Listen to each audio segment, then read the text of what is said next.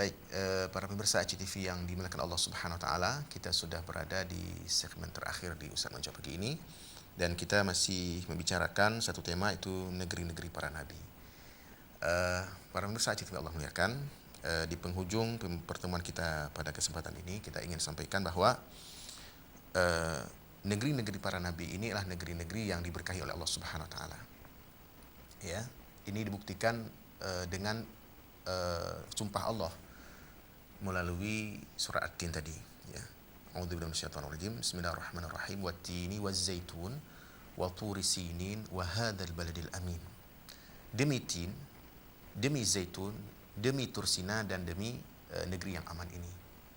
Tin maksudnya biladut tin, ya, negeri yang banyak ditumbuhi pohon tin, yaitu negeri Irak. Kemudian waz-zaitun, kemudian negeri zaitun yang banyak ditumbuhi oleh zaitun, yaitu negeri Syam. Kemudian Tursinin itu maksudnya Mesir, dan yang terakhir adalah Mekah, yaitu di Arab. Inilah 4 negeri yang diutusnya para nabi dan rasul, dan negeri ini adalah negeri yang diberkahi oleh Allah Subhanahu wa taala. Makanya dalam kisah Nabi Musa alaihissalam, sebagai nabi yang paling banyak disebutkan namanya Al-Quranul Karim, Allah menjelaskan bahwa Nabi Musa alaihissalam telah berhasil membuat Bani Israel ini bisa menjadi pemimpin-pemimpin di negeri-negeri ini. Ya, disebutkan oleh Allah Subhanahu wa taala dalam Quran, surat Al-A'raf ayat 137, A'udzubillahi minasyaitonir rajim. Wa awrathnal qaumal ladzina kanu yustad'afuna masyariqal ardi wa magharibaha allati barakna fiha. Dan kami wariskan kepada kaum yang tertindas ini bumi bagian timur dan bagian baratnya. Jadi maksudnya adalah Mesir dan Syam, ya. Allah telah wariskan Mesir dan Syam kepada Bani Israel setelah sebelumnya dikuasai oleh Fir'aun. Kenapa mereka sampai bisa menguasai Mesir dan Syam?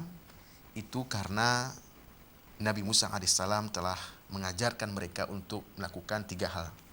Pertama, ista'inu billah, minta tolonglah kalian kepada Allah. Allah akan bisa mengeluarkan kalian dari penindasan ini, ya. Yang kedua adalah wasbiru, bersabarlah kalian, tidak boleh tergesa-gesa dalam melawan Fir'aun ini. Kita harus mengatur rencana yang baik, ya, sehingga kelak kita bisa mengalahkannya. Dia ada proses untuk bisa mengalahkan Fir'aun ini. Dan lama waktunya adalah 40 tahun. Ya, 40 tahun. Dan Nabi Musa alaihissalam telah berhasil menggembleng Bani Israel di Padang Tih selama 40 tahun. Setelah mereka diperintahkan masuk ke negeri Syam, mereka tidak berani masuk. Kemudian Nabi Musa alaihissalam menggembleng mereka di Padang Tih selama 40 tahun.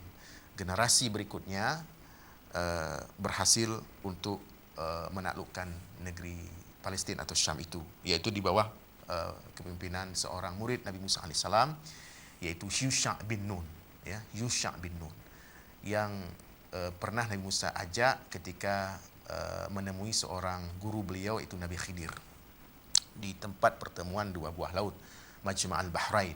Wa idh qala Musa li fatahu la abrahu hatta ablugha majma'al bahraini au amdiya huquba.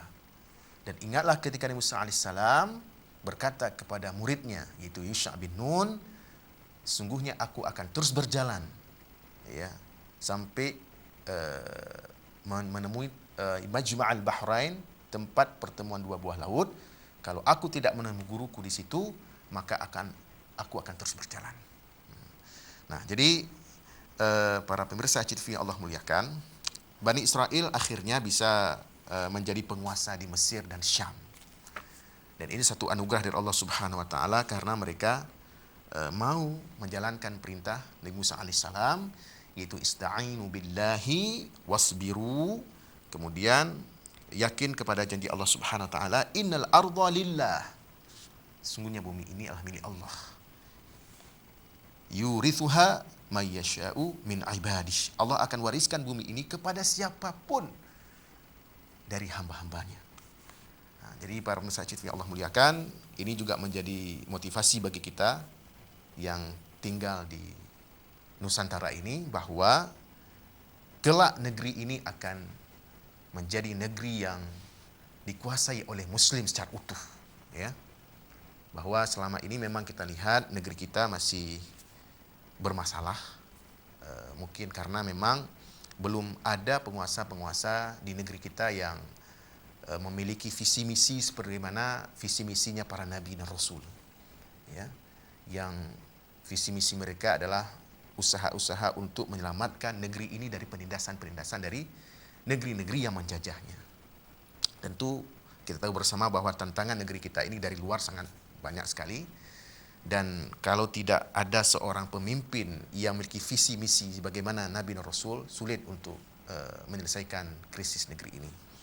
Maka mudah-mudahan kisah Nabi Musa alaihissalam yang disebutkan oleh Allah Subhanahu wa taala surah Al-A'raf ini bisa menjadi inspirasi bagi kita bagaimana kelak kita akan mengatur negeri ini sesuai dengan ajaran Allah kepada para nabi dan rasul ini. Demikian bisa disampaikan dalam pertemuan singkat ini. Terima kasih atas segala perhatian. Mohon maaf atas kekurangan. Kita tutup dengan doa kafaratul majlis. Subhanakallahumma wa bihamdika asyhadu an la ilaha illa anta astaghfiruka wa atubu ilaik. Assalamualaikum warahmatullahi wabarakatuh.